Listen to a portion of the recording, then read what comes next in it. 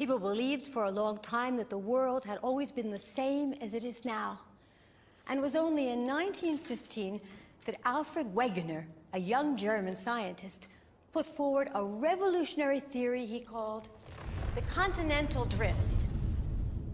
Among the solid arguments that Wegener used to support his theory, a tiny marine reptile that lived 250 million years ago, the Mesosaurus, was to become unexpectedly important.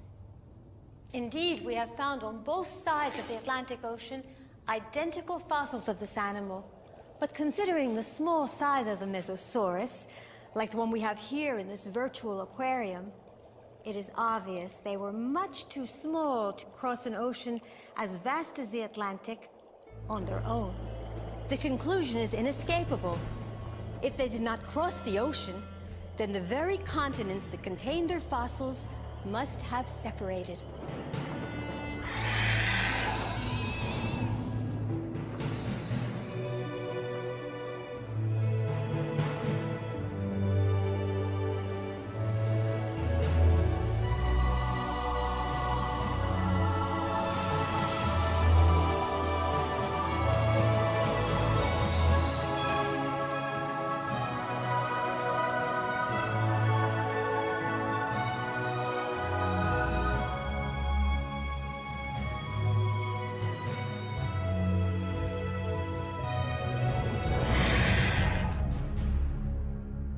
The Jurassic was the age of giant animals. The Leedsichthys is approximately 100 feet long, probably the largest fish of all time.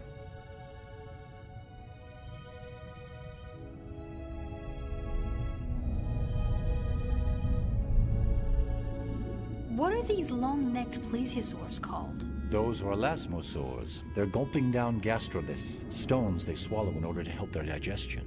So, what do they actually eat? Mollusks and a lot of fish, judging from their long, sharp teeth.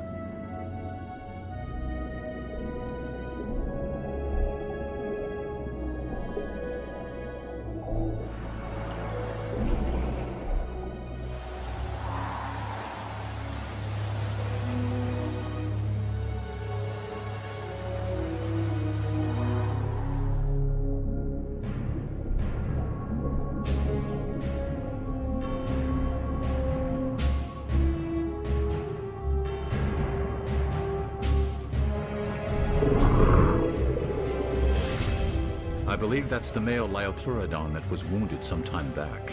Oh yes. With one eye missing, it's not easy.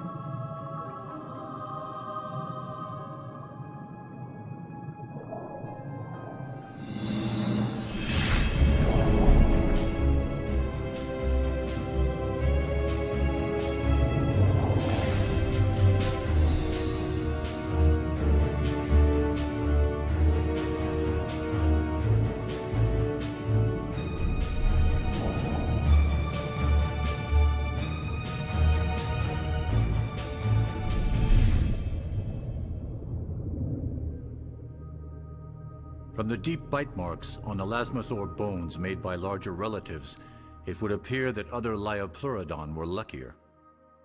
30 million years later, Kronosaurus took Liopleurodon's place at the top of the marine food chain. Kronosaurus remains were first discovered in Australia during the 1930s. A 13-foot-long skull with 10-foot jaws, armed with dagger-like teeth.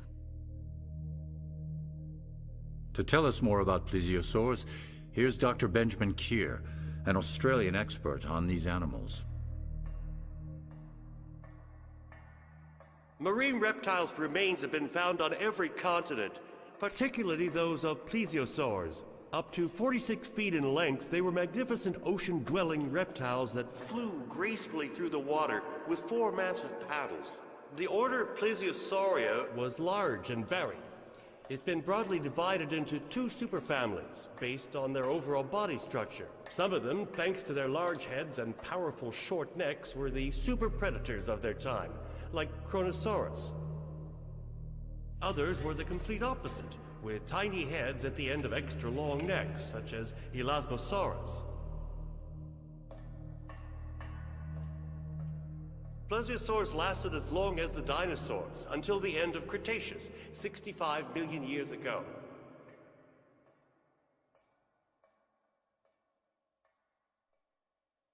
The late Cretaceous is the very last period of the Mesozoic era, and it is the age of mosasaurs. The land masses of the Earth have nearly reached their present positions.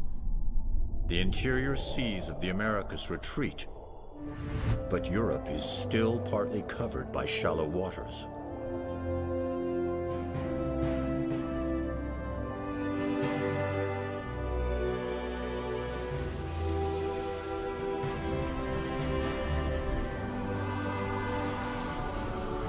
And what about the climate? Very comparable to the climate of today, but warmer. A beautiful day for a dip in the Cretaceous Ocean, don't you think?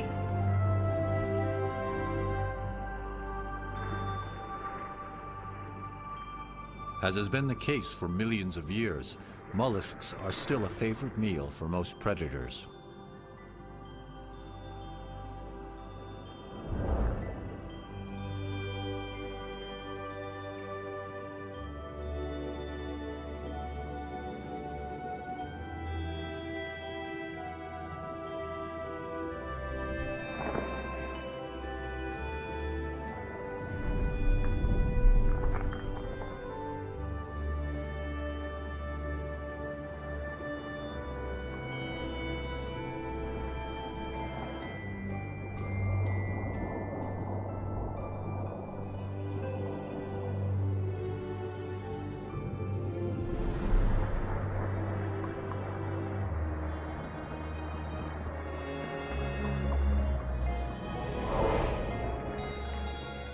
So the plesiosaurs are still around in the Cretaceous. Indeed, there are some, but they are no longer at the top of the ocean's food chain, a place now disputed by the 2 greatest predators of this era. In this corner, the largest fish of the Cretaceous, a 23-foot-long shark. And in this corner, the most powerful marine reptile, the prognathodon, a 40-foot mosasaur. It looks just like a great white of today. Indeed, just larger.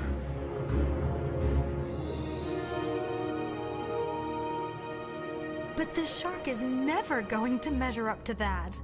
We can't be too sure. You see, it has a distinct edge over its opponent. The shark doesn't need to come up to the surface to breathe, so...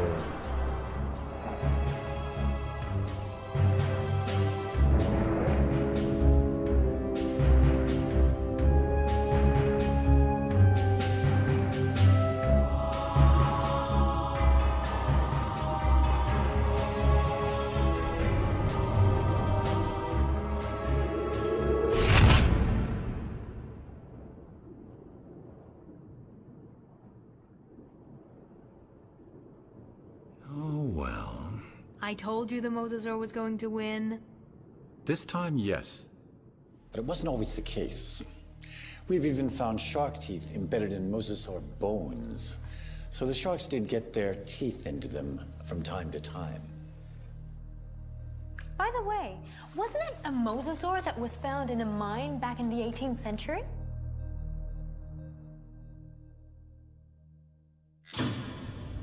Here we are very close to the mine where the famous unknown animal of Maastricht was found around 1770. Like all paleontologists, Olivier Riepel knows this story very well.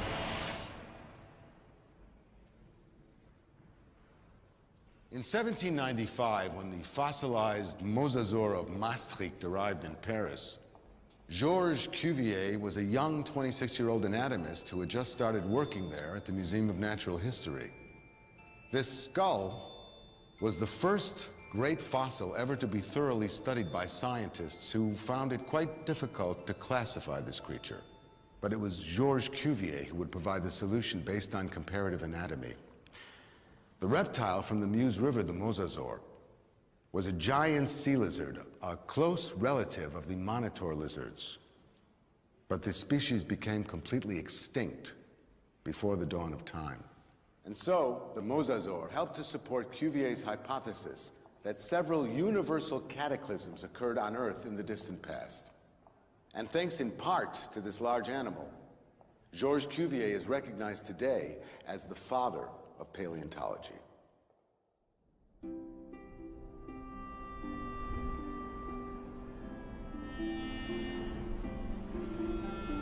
At the end of the Cretaceous, the interior seaway running through the middle of North America had not yet completely disappeared.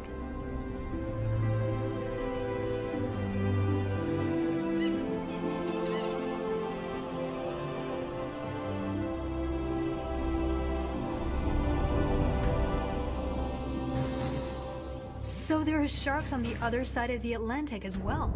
In addition to marine reptiles, they are found in all the oceans. Contrary to dinosaurs, marine animals don't have any borders.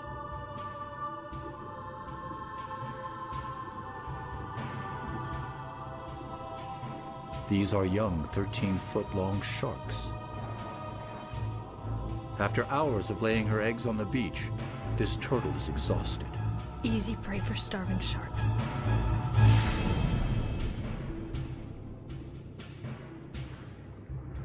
Ah, but they are not alone. A mosasaur.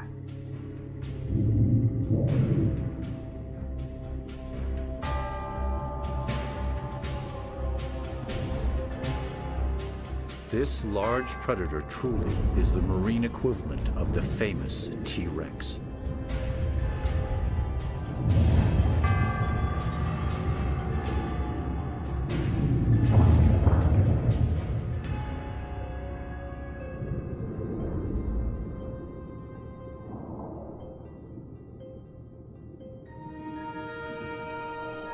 The mosasaur will become the last ruler of the ancient seas.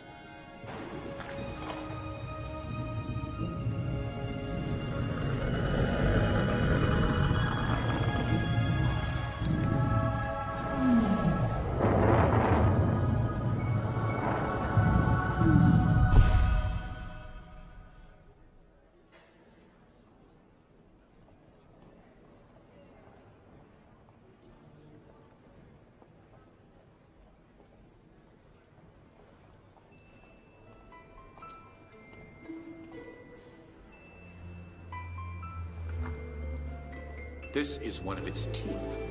It's for you.